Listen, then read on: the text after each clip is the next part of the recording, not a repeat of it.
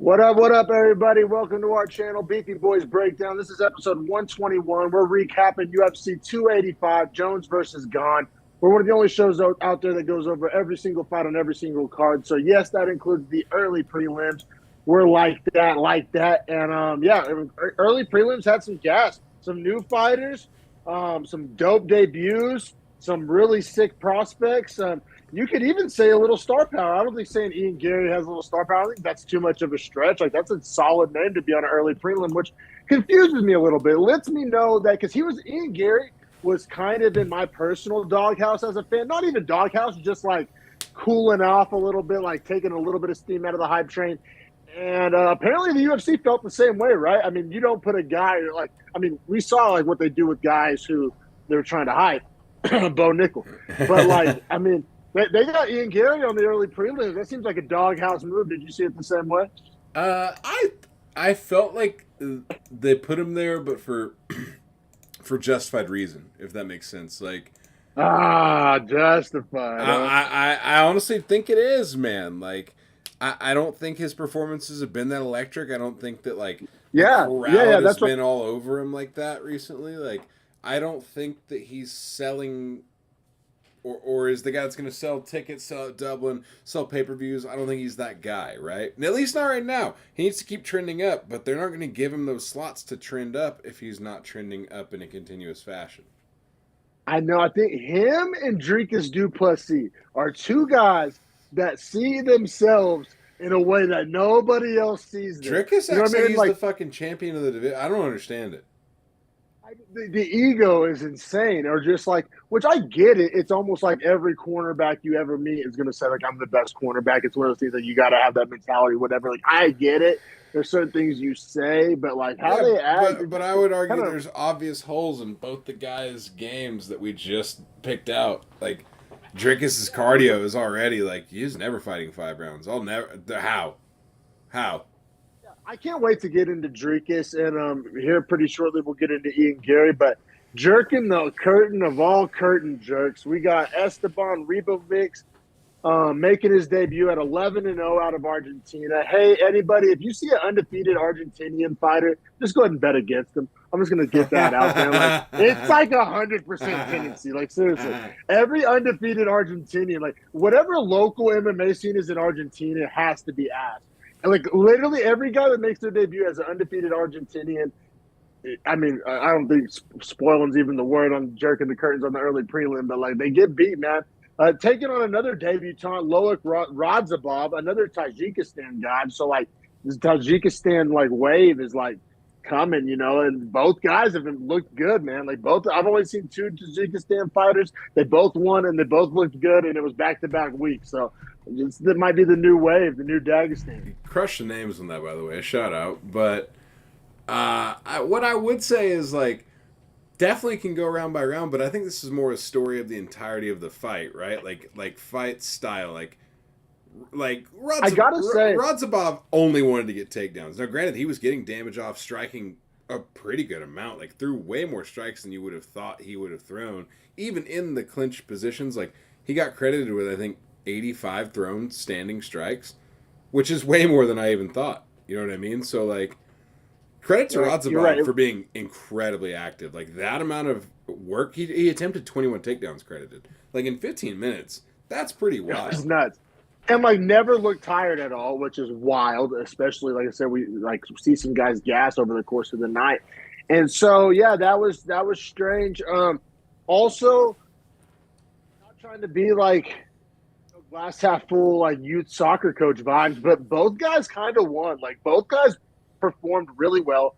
Both guys like looked like probably put their best foot forward to like the company in their debut, right? Like I feel like both guys are probably like in good standing with the UFC. Like yeah, we'll go round by one round. I had round one to Radzhabov, but I thought this fight was honestly a lot of fun. Like when I saw, okay, early prelims, there's too many fights on it. I've never heard of these guys. My eyes were kind of already rolling. I was going to start this. But when the fight started, bro, it was fun. It was competitive. It was an awesome fight. I thoroughly enjoyed watching it.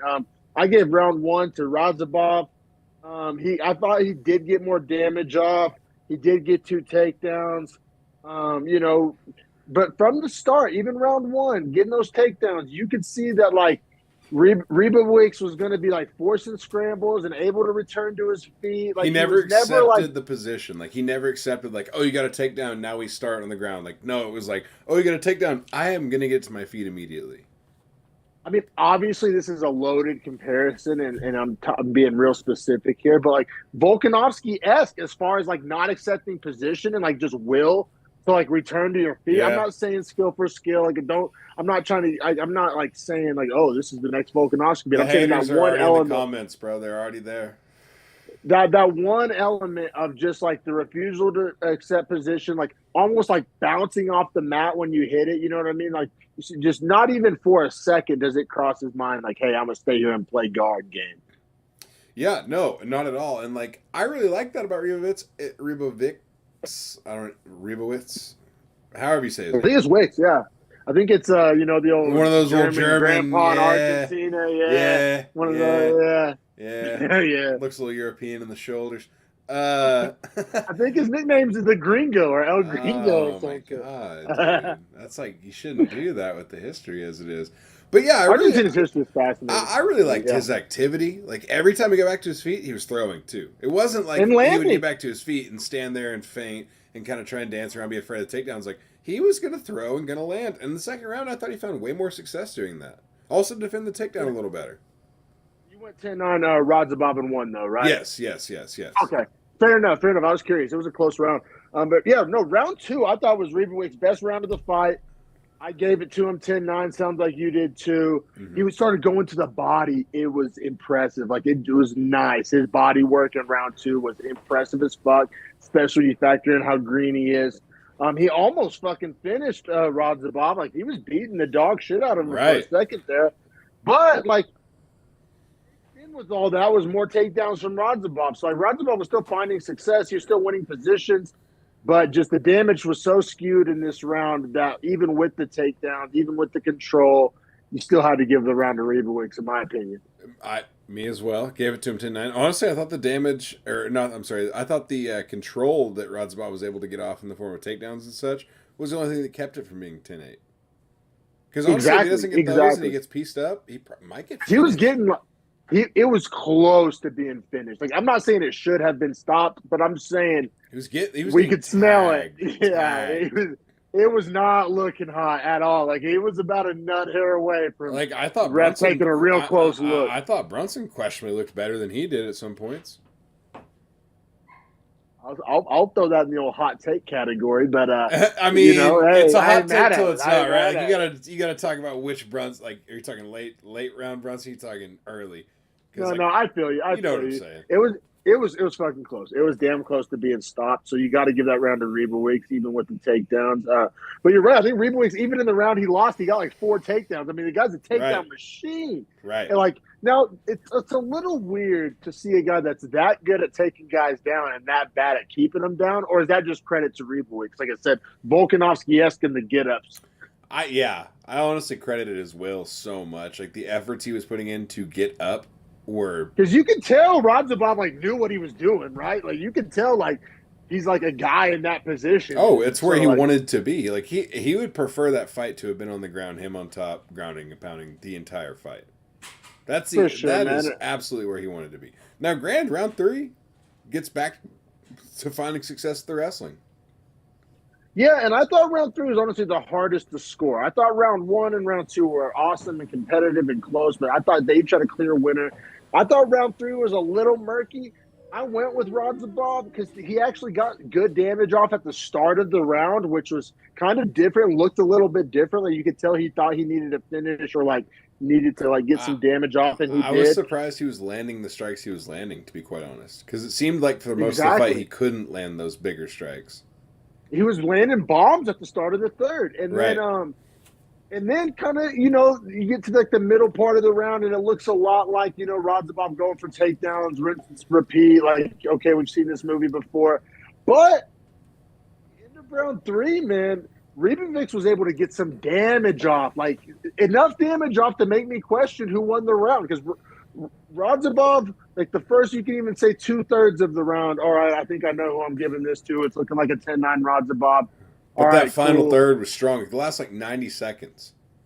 Damage was done, man. Like it was impressive.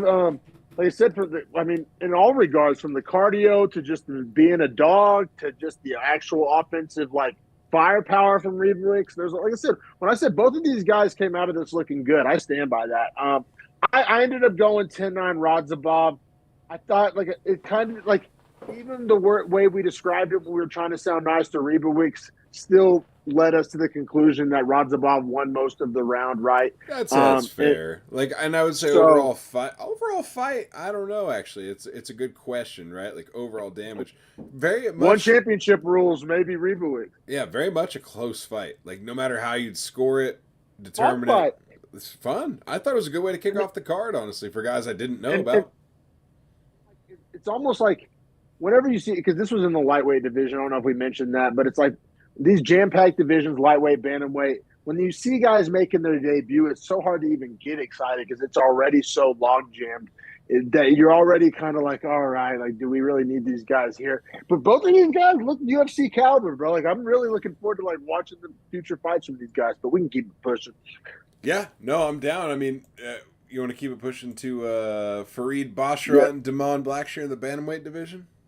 Yeah, so we got the newest Basharat brother coming in also undefeated, only 9-0. I think his brother was like 11-0 when he made his debut. I think he's Yeah.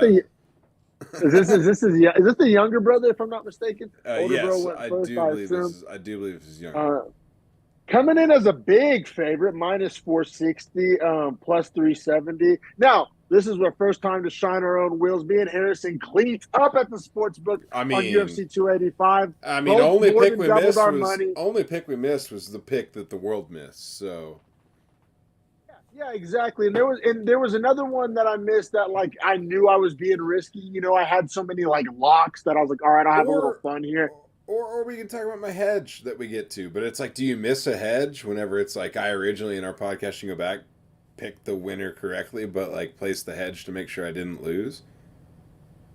Yeah, that's just a little strategy. A little strategy. Nothing wrong with that, man. But yeah, up next we got Damon Blackshear taking on Farid Basharat, like you said, big underdog Blackshear plus 370 in the loaded bantamweight division. And it's cool, man. The world's getting on board, bro. Bantamweight breakdown. We were leading the fucking charge 2.5 years ago, saying like this is low key the most slept on division. Yeah, and then we went like this is the best division. And then now Ariel Rogan's Helwani on board. Ariel Helwani like joined the crusade like a year ago, and now we have Rogan. It's like essentially the I think the idea of the best division is being switched. Currently, I think lightweight is transitioning to bantamweight as best division.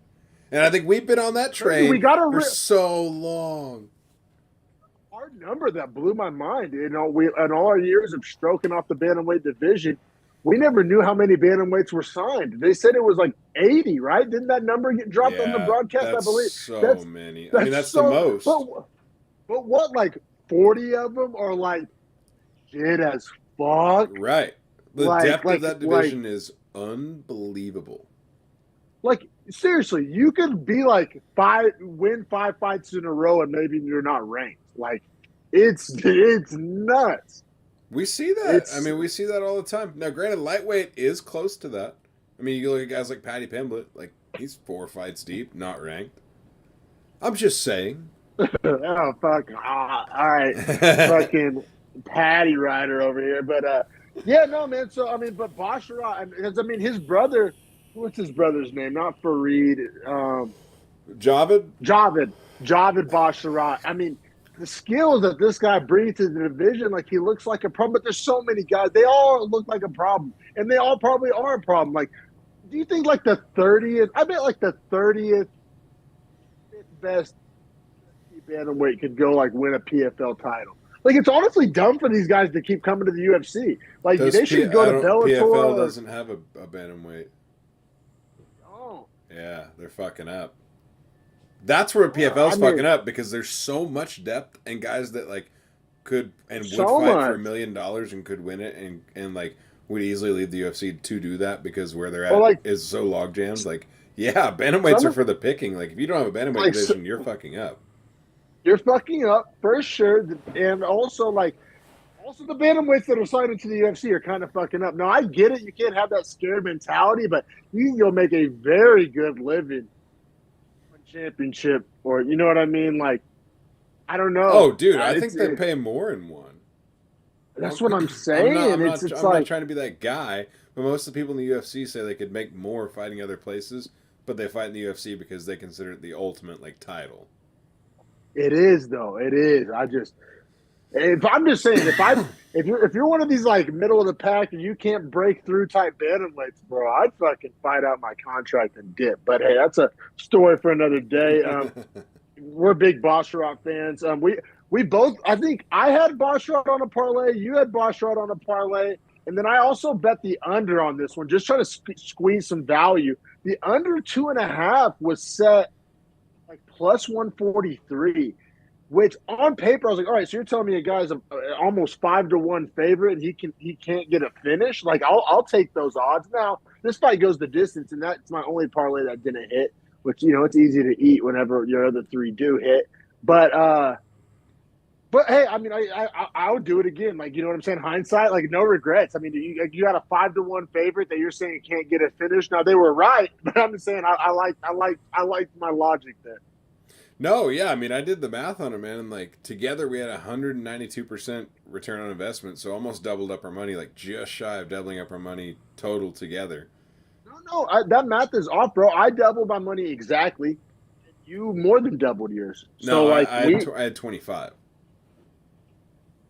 10, 5, Oh, 5. you're right. You're right. Yeah. Okay. You're right. You're right. Yeah, So I'm the real one quick, that fucked us.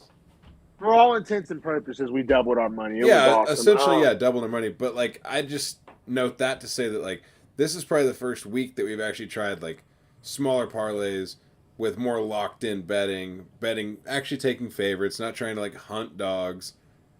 Yeah, we weren't hunting dogs this week, except for my ass looking for the underdog.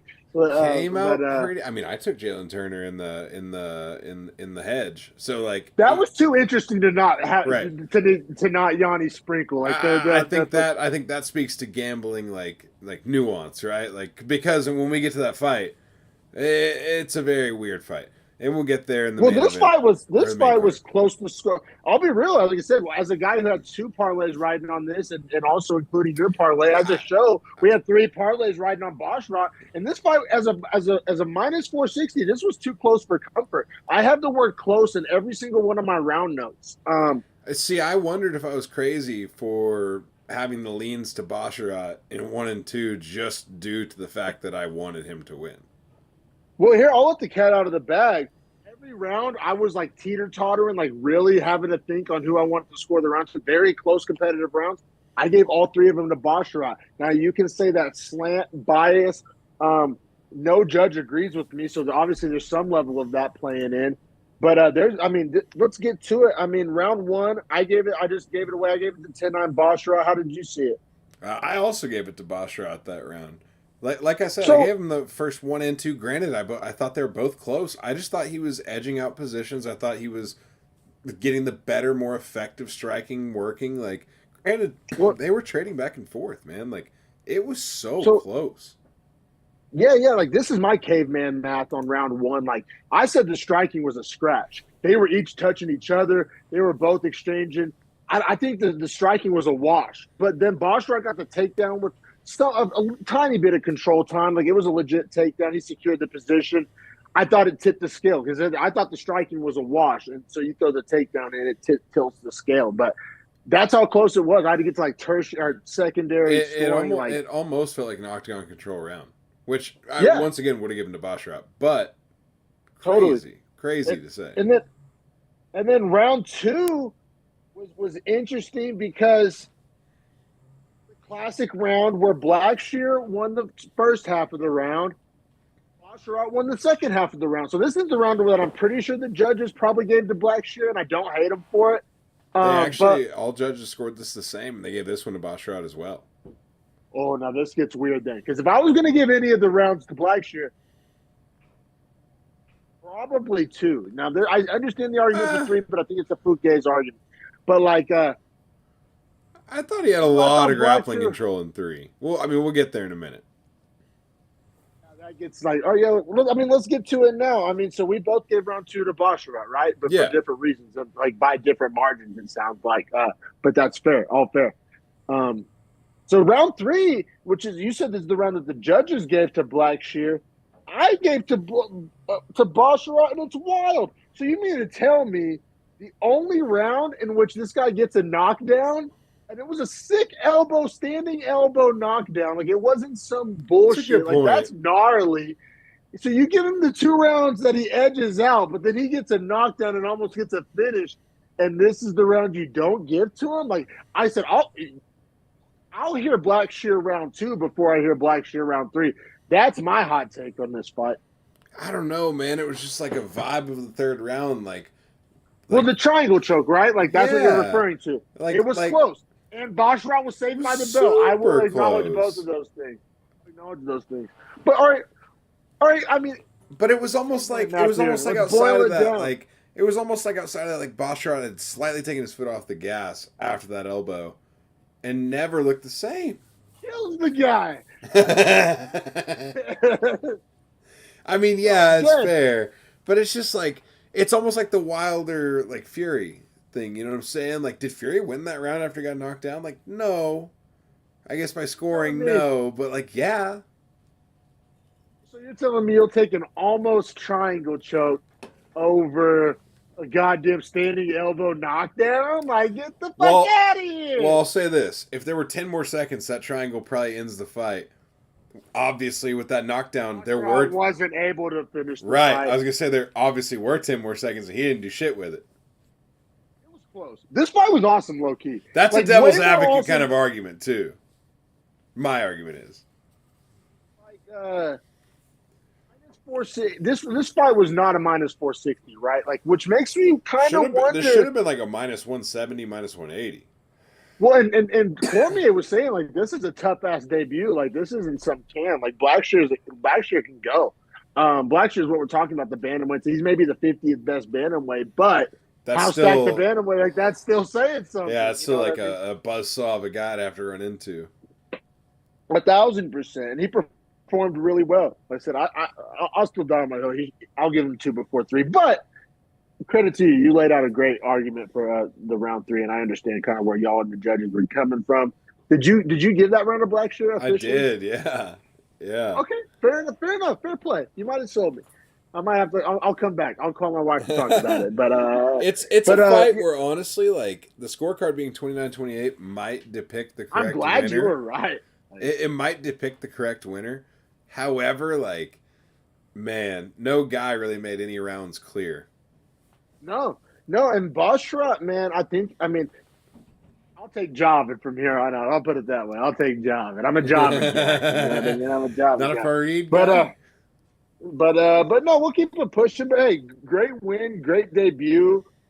I mean, Vegas was putting respect on his name. He won a leg of our parlays, so more power to him. I mean, you know, it was a good competitive fight.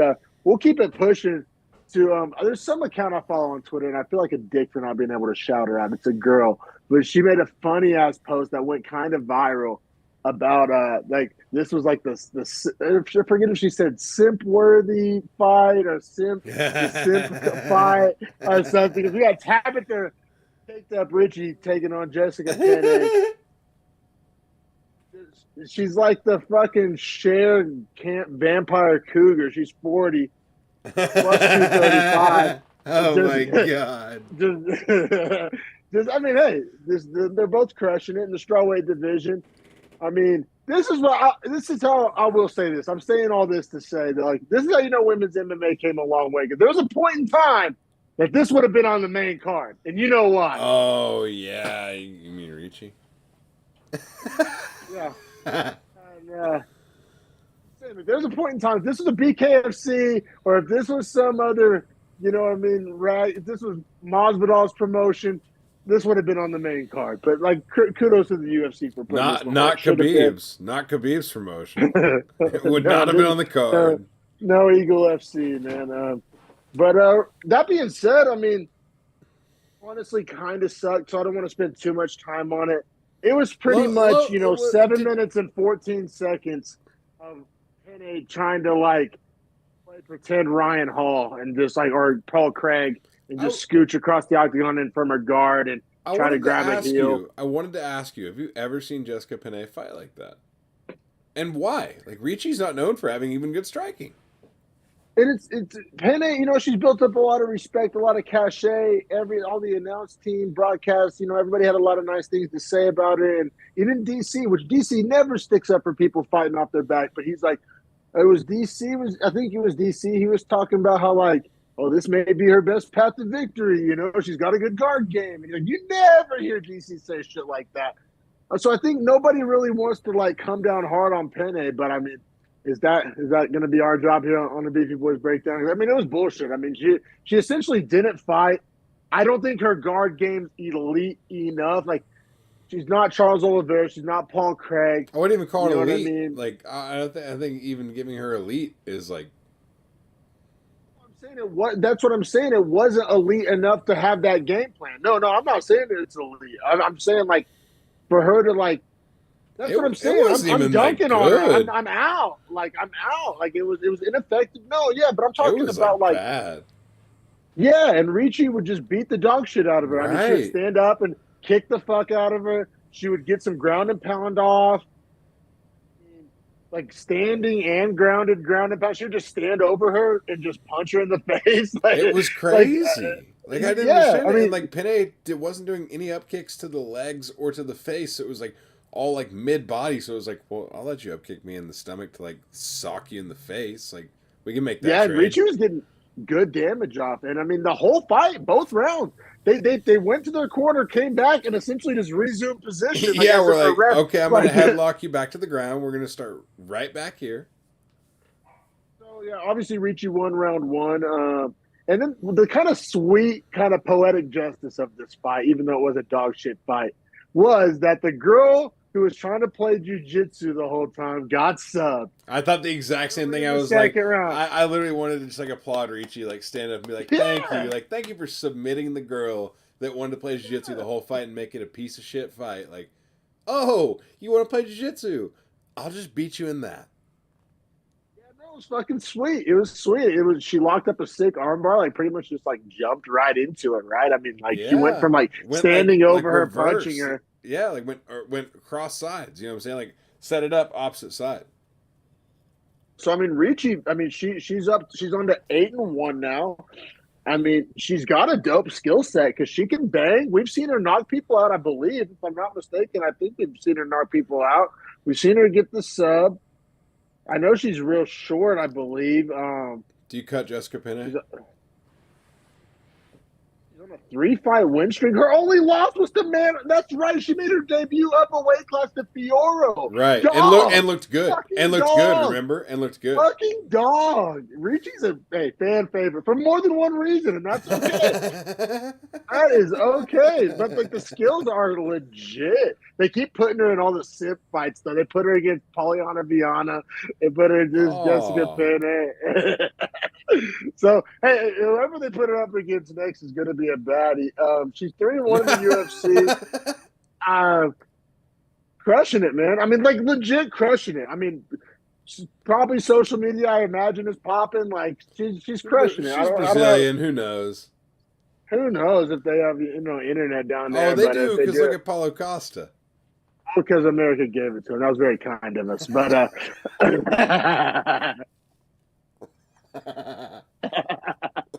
shout out where's Chael? Shout out but Colby Chael, channel it. Let's keep it pushing, man, because I think we got an actual factor, like a real bantamweight stroke off breakdown. Oh yeah, let's get to it because I got no strokes for this guy. I'm stroking, but I got all the strokes for the technique. I got no strokes for like the control.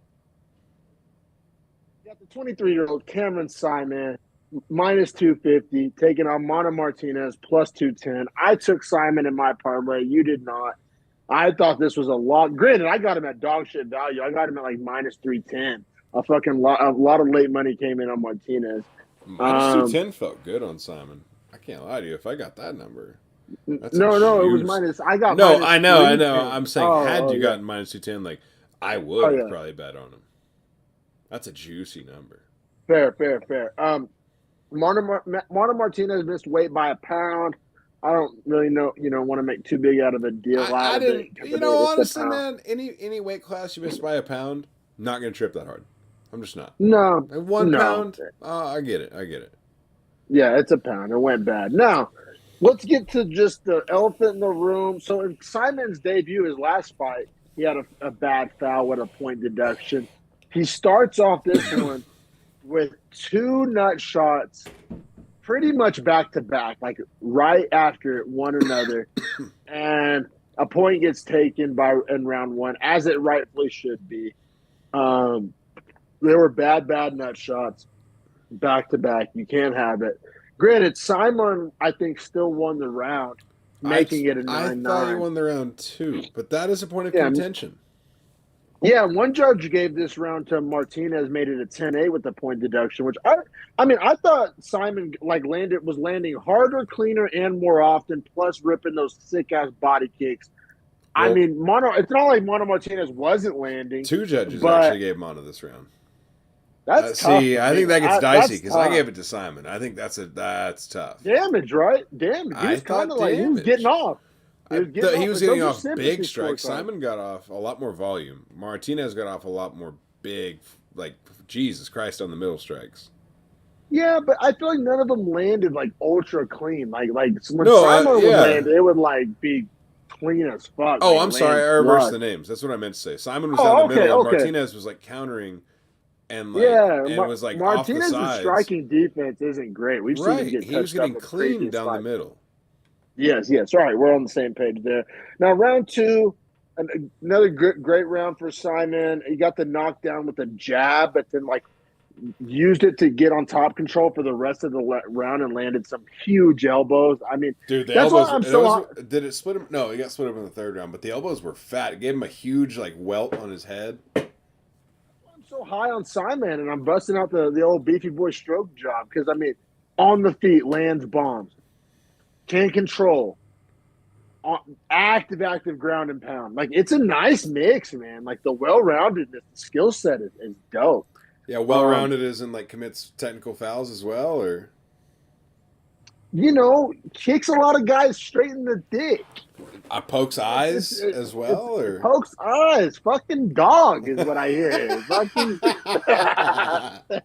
South African dingo. He's a fucking dog. Bro. No, honestly, what I see is he's 23 years old. He's a wild man. He really is. He's a fucking dog. He's out there really fighting. He's not out there point fighting. He's out there fighting your ass, and shit happens. Do I love the fouls? No, but it's just like I don't know. I think the skill set I see and like just like it's not even a benefit of the doubt because like it happens. He owns it. Like I don't see what there even is to talk about. The fouls they happen. He was penalized for them. Like still manages to come out on top every time. Yeah, like, that's a good point. Behind, like the fights guy's through good. losing points and still wins. That's a good point. And in fact, I gave him a 10-8 in this fight as well. In round 3, yeah, I gave him a 10-8. Interesting. See, I'm even the nut rider, and I went 10-9 just because I thought Martinez was throwing back. Like I thought round 3 was a dogfight. It was a war. Like Martinez was like getting off. Like they were just both like tagging each other up. Like it was an awesome third round. I don't know. I thought Martinez did enough to win the round or to keep it 10-9. No, to keep it 10-9. No. I just thought Simon with the elbows on the ground and like the vicious like end of the fight. Yeah, it ended very lopsided. I get it. It swayed me visually. Like didn't do that the whole round though. You know what I'm saying? There was a vast majority of that. It was round probably that was, only 45 seconds, and probably 3 minutes were super competitive. Exactly my logic for going 10-9. But I get where you're coming from because that fight lasts 25 more seconds. We may get a stoppage. I feel you 1,000%. So I went 30-27, Simon. No, I went 29-27, which is interesting. No judge agreed with me. Yeah, well, I mean, no, you're right. It's just that those two judges gave Martinez the first round. However, I will say One Judges judge, had different scorecards. right? So they all three did. One judge went 28-28, gave Simon 10-9 in rounds 1 and 2, and then took the point from him, which does lead. And then they gave Martinez 3, or it gave no? Martinez What round 1. did they? It gave Martinez 1 and Oh, took that 10-8, points. and then And then Simon 2 2-3. 10-9s. Right. Okay, So, okay. So Weird scorecard. Well, and then check this out. The 28-27, this is even weirder scorecard. Same thing, gives Martinez the first round, so 10-8 Martinez. Then gives Simon the second round, 10-9 Simon second round, and then gives Simon a 10-8 third round. So actually, that's kind of fun. yeah, actually, I kind of like that. Yeah, actually equivalates to 10-8s, and just pretty much it was like, well, whoever wins the second round wins this fight. Kind of like that. One judge did end up agreeing with me, 29-26, which was all 3 rounds to Simon and the 10-8 in the third. But that was Adelaide Bird, so I don't feel good about it. Well, I think it's bizarre that nobody agreed with me. I know that sounds like a dickhead thing to say, but like seriously, like I feel like my scorecard makes a lot of sense, and nobody came to that conclusion. It's wild. It was a wild fight though. But yeah, I think the right man won. My parlay hits. I mean, Simon is a dangerous guy. You're right. I mean, the fouls. One of two things is going to happen: either he's going to figure it out and stop doing it, or it's going to cost him fights, like 1,000%. But I think the skill set is even if he loses a fight, it's more likely to be because he kicks somebody in the dick too many times than the other guy being better than him at fighting. You know what I'm saying? Yeah, like right. He's a good. He's not going to lose on the feet. He's going to beat himself. Yeah. And you're right. You got to acknowledge it. It is an issue, and it does need to be corrected. I mean, it's a blessing and a curse, right? It's like a great football team that loses with penalties, like the Miami Hurricanes back in like the early 2000s. Like they were just so out of line, they'd get crazy penalties and like couldn't overcome the yardage differential sometimes. It would cost them game here or there. But then you also have to think like when they did play clean, like they were unbeatable. That's what I'm saying. I mean, he's 23. He cleans a thing up here, a thing up there. I mean, he's a real problem. Now, granted, he's pretty small for the division.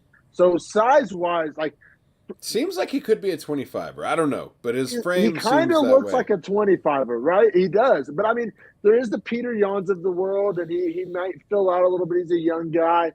He reminds me of Jan a lot, just fight style, a little like bit, very right? complete, Yeah. very much wants to just like be aggressive, like down the middle, very straightforward, very like Muay Thai style striking. Yeah, I mean, I literally thought that in the fight, like this guy's kind of a Peter Yan style, but I didn't want to give him that much credit. But it is there for sure. He has a lot of polish, and he's so raw. You know what I mean? Exactly. He needs polishing, but exactly. I mean, the talent's there. But we'll keep it pushing. We got, speaking of talent and hype and young prospects, we got Ian Machado Garry, who's undefeated coming to this one, 10-0. Vegas was stroking off Ian Garry hard, minus 730. He's 6'3" in the welterweight division. Fighting Song Kenan, plus 530. And it's like, I didn't necessarily understand the matchmaking here. I think the matchmaking has as much to do with him being on the early prelims as anything that Gary's done to himself. I mean, Song Kenan is not moving the needle at all. I mean, let me see here. He's on a 2-fight L streak, or one coming into this one. So he was 2-2 at his last 4 coming into it. But look when they were. Look at the time of the year. Well, yeah. He never fights. He fights once a year. And like his L's are to Morono and Max Griffin, and his wins are over guys nobody involved here knows their names. And so, like, I don't know. I'm not a fan of the matchmaking. I'm not a fan of the card placement.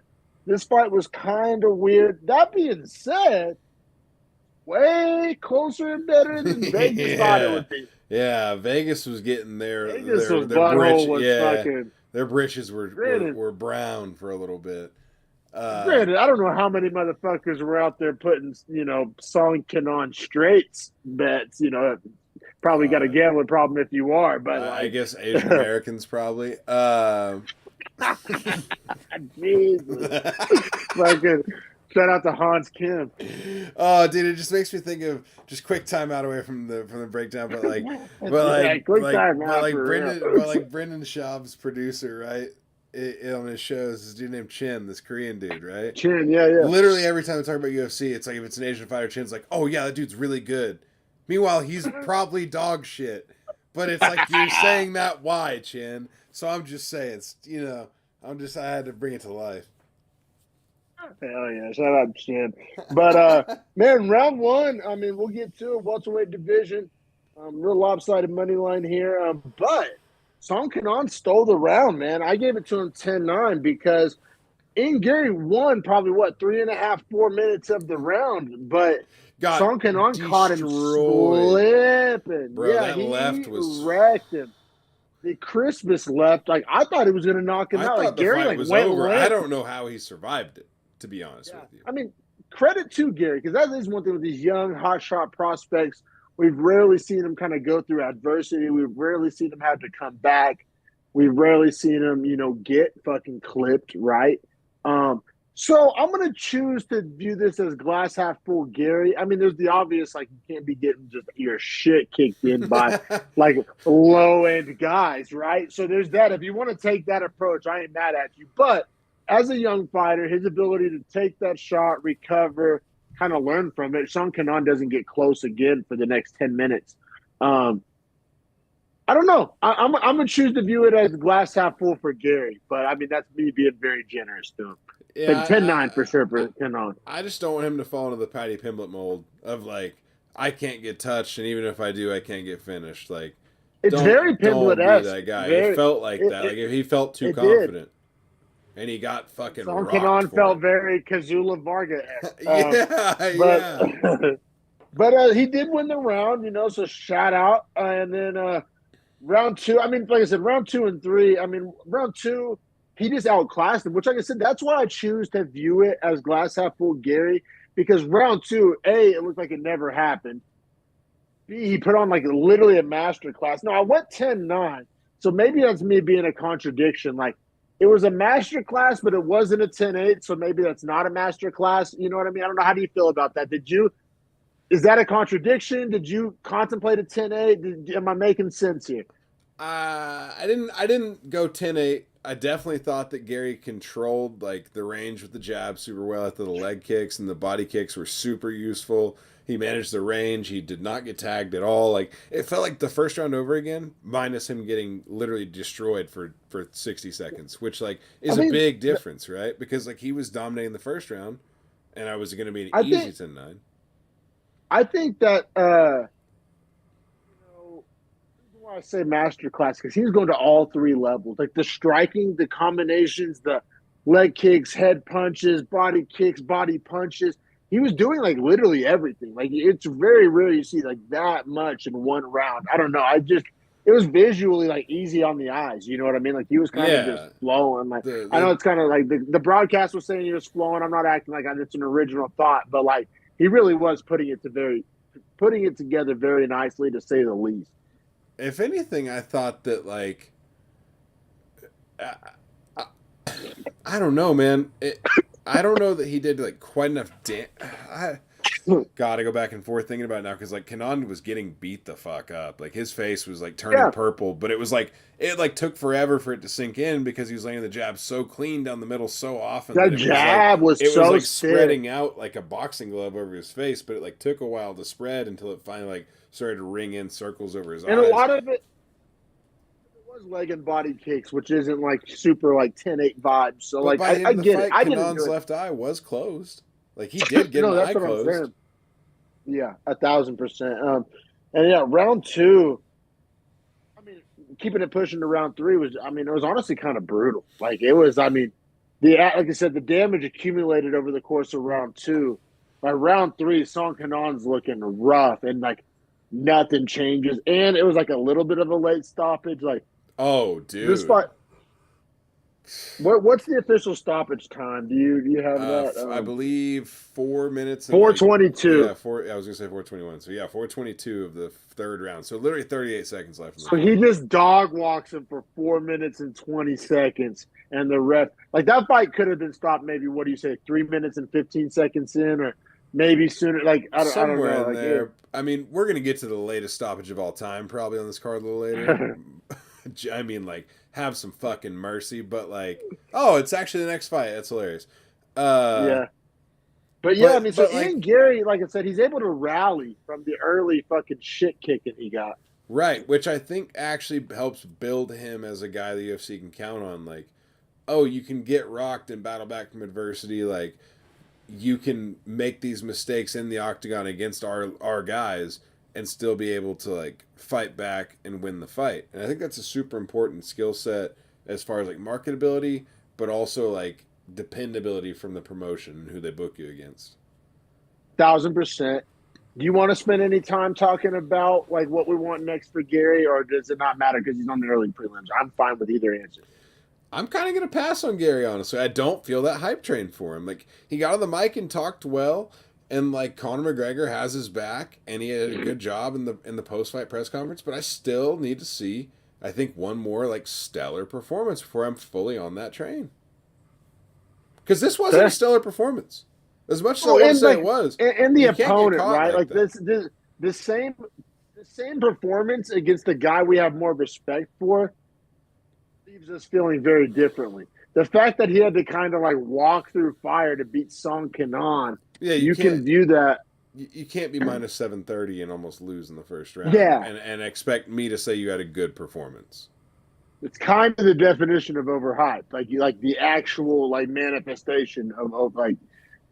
Yeah, no. All right, fair enough, man. All right, so that wraps up the early prelim segment. We'll be right back here in a moment. Keep your eye on our channel. We'll be back to talk about the prelims and then, of course, the main card. Episode 121 of the Beefy Boys Breakdown. We're here every card, every fight. You're going to hear us talk about it. We will see you guys shortly for the